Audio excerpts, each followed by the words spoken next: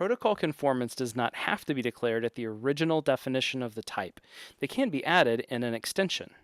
Here, we've created an extension on the person struct to add conformance to the greeting protocol.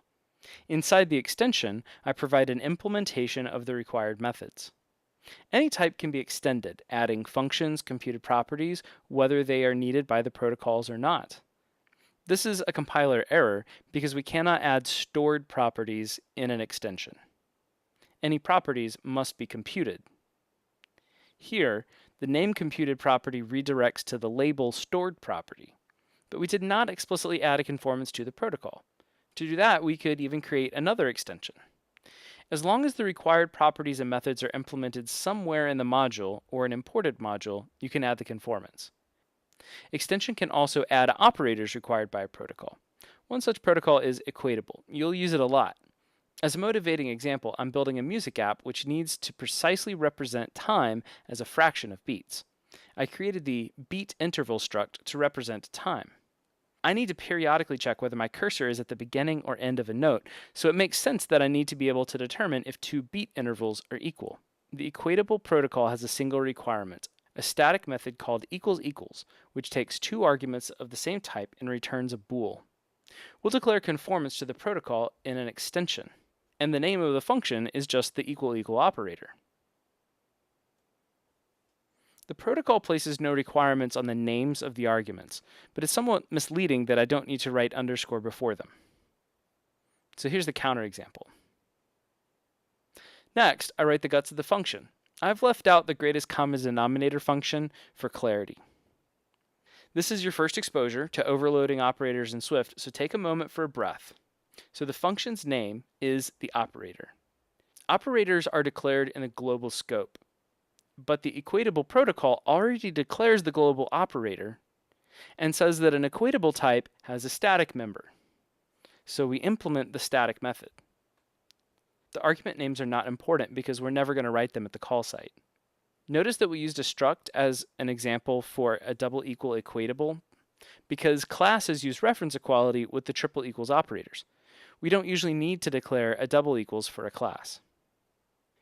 You may be wondering, cool, now how do we define the not equals operator, right? Not exactly. See, Swift lets us cheat. The creators of the Equatable Protocol declared a not equals operator and then wrote the code for it, and we don't need to do that ourselves. It's called a default implementation. Suppose we want to define our own default implementation. Yep, here's where protocols in Swift suddenly get massively powerful. We can use them to fake multiple inheritance. Remember that nameable protocol defined a name property? I've used an extension on nameable to add another method, firstName. It's written as though it's just any other method on some type named nameable, and it references its property, name. Now, any type which conforms to nameable will get the first name computed property. Now that's amazing. Everything that conforms to a protocol can gain functionality. These extensions can add computed properties and methods.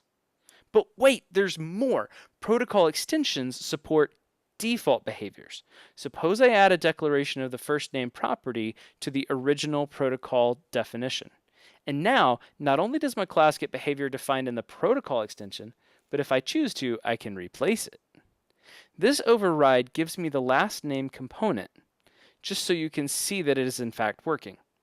Cool, so I can provide a default implementation when I define the protocol, but allow space for my conforming types to override it if they need to. Now, here's the problem. When you're defining a class, if you do not override the behavior in the originally adopting class, you cannot effectively override it in the subclass. The method or property will be dispatched on the type that the code declares that it is. Confusing, right? Well, here's an example. In Star Trek, Bajorans are an alien who lists their family name first. So Kira Nerys has a family name of Kira. So imagine a person has a subclass, Bajoran. As long as I declare my variable as a Bajoran, I'll get my intended behavior. But as soon as I declare the type as the protocol, it's not going to work right anymore. For the override to work, I have to remember to implement the method in the Bajoran's originally adopting class, which is person.